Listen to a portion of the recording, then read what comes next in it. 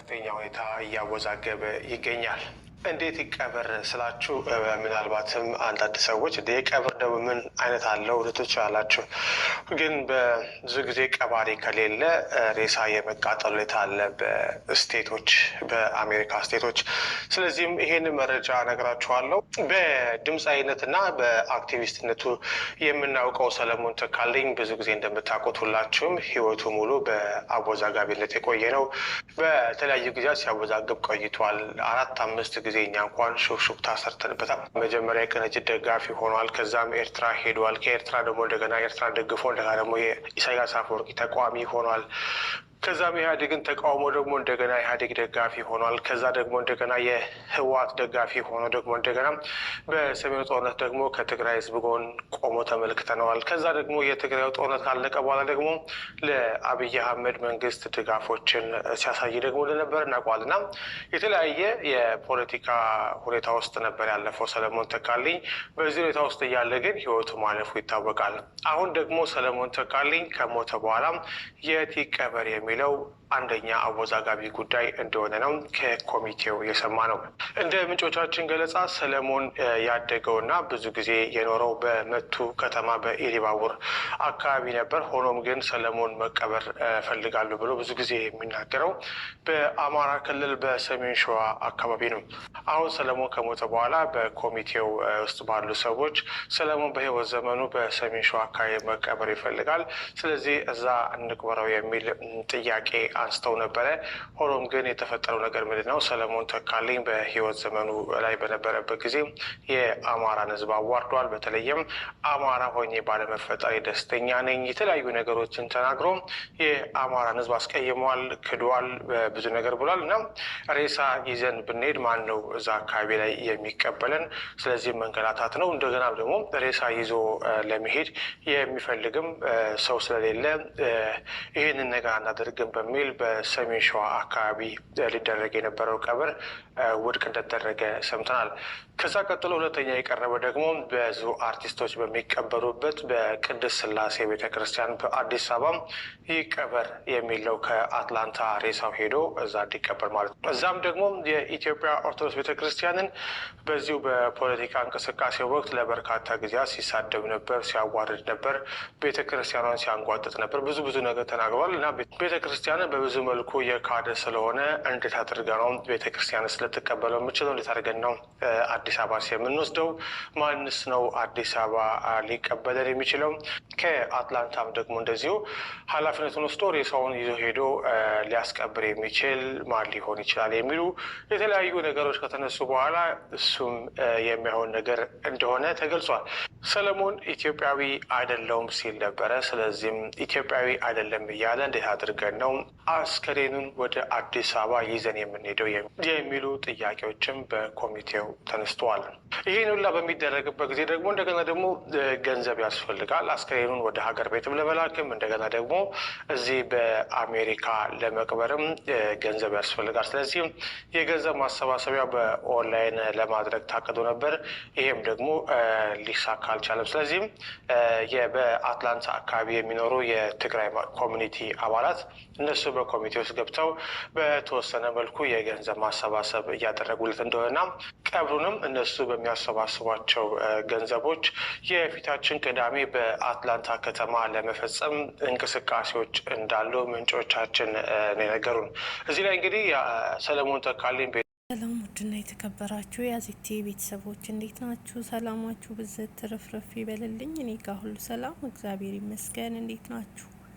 አለው እግዚአብሔር ይመስገን። ይህን ቪዲዮ ስትጀምሩ ላይክ፣ ሼር፣ ሰብስክራይብ እያደረጋችሁ ቤተሰብ ሁኑ ማለት ነው። እንግዲህ ዛሬ ይዤላችሁ የመጣሁት ያው መግቢያ ላይ እንደሰማችሁት ማለት ነው ሰለሞን አርቲስት ሰለሞን ተካ ህይወቱ ካለፈ ሳምንታት ተቆጥረዋል ማለት ነው። እንግዲህ በጣም ያሳዝናል ማለት ነው። እስካሁን ድረስ እንግዲህ አፈር ፈጣሪና አሟሟቴን አሳምርልኝ ማለት የዚህን ጊዜ ነው። እንደዚህ አይነት ነገር ሲከሰት ነው ወገኖቼ። እውነት በጣም ነው የሚያሳዝነው። እንግዲህ በአሜሪካ ውስጥ ያው ሲያወላውል ስለነበረ በዚህ በተጨማለቀ ፖለቲካ መጨረሻችን እኮ ይሄ ነው በእናታችሁ። እና በሱ የተነሳ እንግዲህ እስካሁን ድረስ ቀባሪ እንዳላገኘና አስክሬን ሊቃጠልም ይችላል እየተባለ እንደሆነ ነው እንግዲህ የሰማነው ማለት ነው። በጣም ነው ነበረ የሚያሳዝነው። ግን ከመቃጠልም ደግሞ ድኗል እያሉ ናቸው። እንግዲህ ዛሬ ቅዳሜ እንግዲህ የቀብር ስነ ስርዓቱ ይሆናልና የትግራይ ተወላጆች ከኛ ጋር በጦርነቱ ሰዓት ቆሞ ስለነበረ እኛም ደግሞ ዛሬ እንቀብረዋለን በማለት ግራ ተጋብተው ነበረ። እሱ ግን በሰሜን ሸዋ ወስዳችሁ ቅበሩኝ ብሎ ነበረ። ትውልዱ ግን ሌላ ቦታ እንደሆነ ነው የተነገረው ማለት ነው። በጣም ያሳዝናል። እንደሰማችሁት መግቢያ ላይ ማለት ነው። ግን ያም ሆነ ይም ሆነ እግዚአብሔር ይመስገን ማለት ነው። ይሄንንም አፈር ካገኘ ማለት ነው። አሜሪካም አይደለም ኢትዮጵያ መሄድ አንዳንዴ እግዚአብሔር አምላክን እውነት አሟሟቴን አሳምርልኝ የሚባለው ጸሎት እውነት ነው። ለምን ለቀባሪ ምዳ የምንሆነው እንደዚህ አይነት ነገር ሲከሰት ነው። ገባችሁ?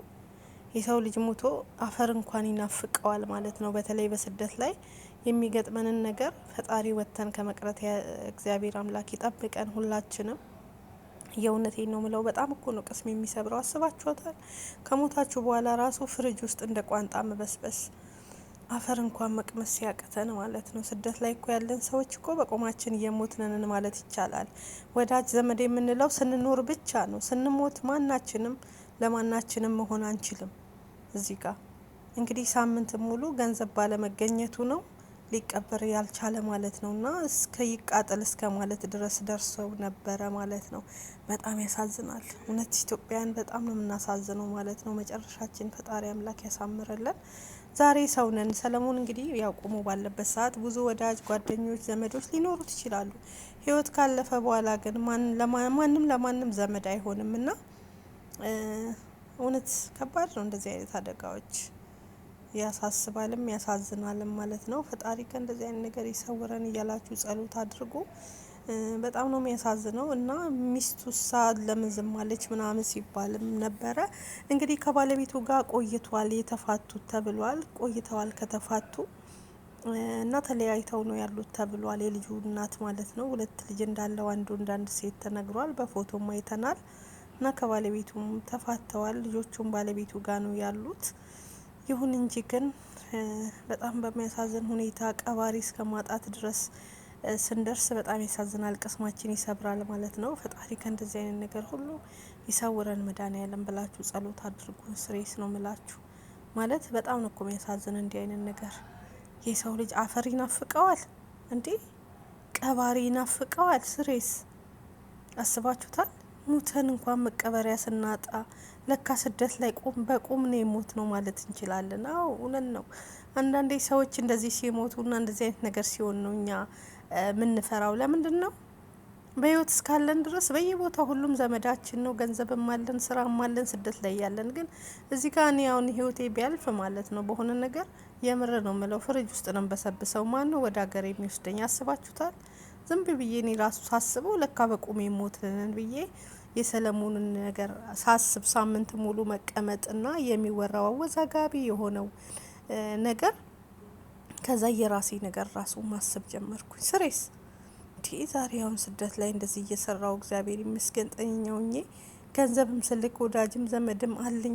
እኔ ግን እዚህ ጋር አሁን ህይወቴ ቢያልፍ በአንድ ነገር ለካ የኔም እንደዚህ ነው መሆን ነው ወይ ገንዘብ አዋጡ ነው የሚባል ማለት ለራሳችንም አንሆንም ማለት እኮ ነው። ስደት ላይ አስባችሁታል? የሆነ ነገር በሆነ እኔ በራሴ ነው አሁን እዚህ ጋር እንትን ማለት ያለብኝ ማለት ነው። ስሬት ነው ምላችሁ። ምን ነው በራስሽ ላይ አሟረትሽ እንዳትሉኝ። አይታወቅም እንዴ እግዚአብሔር እኮ መቼ እንደሚወስደን አናቅም መስሎን ነው። ይህ ሰውዬ በምን እንደሞተ ሁሉም በዚህ ሞተ በምን ሞተ ሲባል ድንገተኛ አይደለም እና ከምግብ ጋር የተያያዘ እንደሆነ ተነግሯል ማለት ነው። እንግዲህ በድንገት ነው የሞተ። ሰላም ነበረ። ምግብ አትብላ የተባለውን ጥሬ ስጋ ምናምን ክትፎ ተከልክሏል አሉ። እሱ ደግሞ በጣም ነው ጥሬ ስጋና ክትፎ የሚወደው ነው ያሉት። አሁን ዛያብሻ ላይ እንደሰማ ነው ማለት ነውና